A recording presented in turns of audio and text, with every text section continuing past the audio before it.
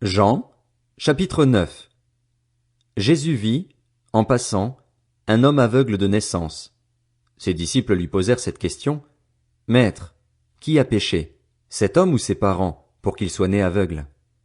Jésus répondit, Ce n'est pas que lui ou ses parents aient péché, mais c'est afin que les œuvres de Dieu soient révélées en lui.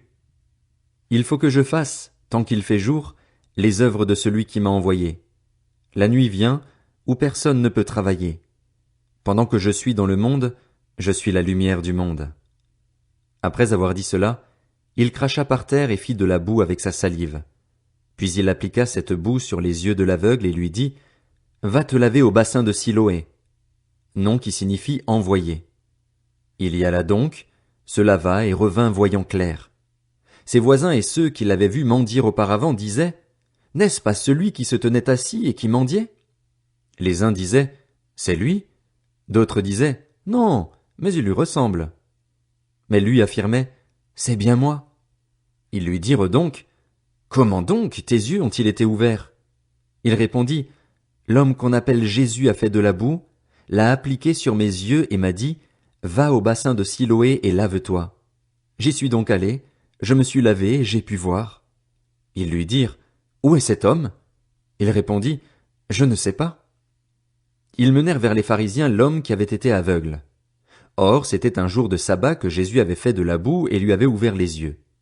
À leur tour, les pharisiens lui demandèrent comment il avait pu voir.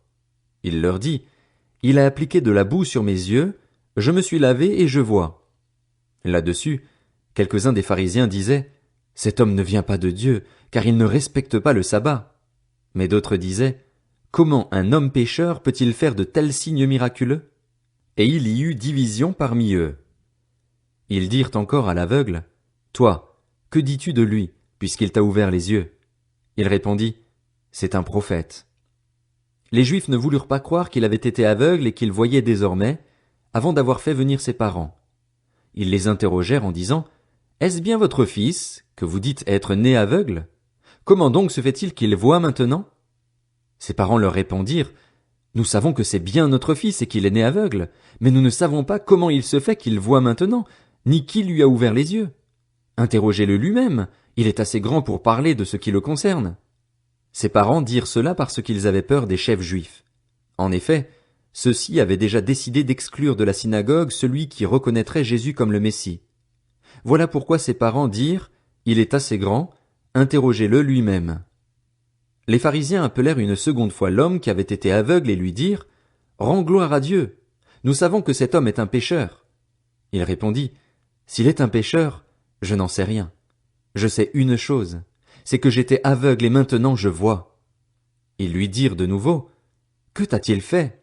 Comment t'a-t-il ouvert les yeux? Il leur répondit, Je vous l'ai déjà dit et vous n'avez pas écouté. Pourquoi voulez-vous l'entendre encore? Voulez-vous aussi devenir ses disciples? Ils l'insultèrent et dirent, C'est toi qui es son disciple. Nous sommes disciples de Moïse. Nous savons que Dieu a parlé à Moïse, mais celui-ci, nous ne savons pas d'où il est. Cet homme leur répondit, Voilà qui est étonnant. Vous ne savez pas d'où il est, et pourtant il m'a ouvert les yeux.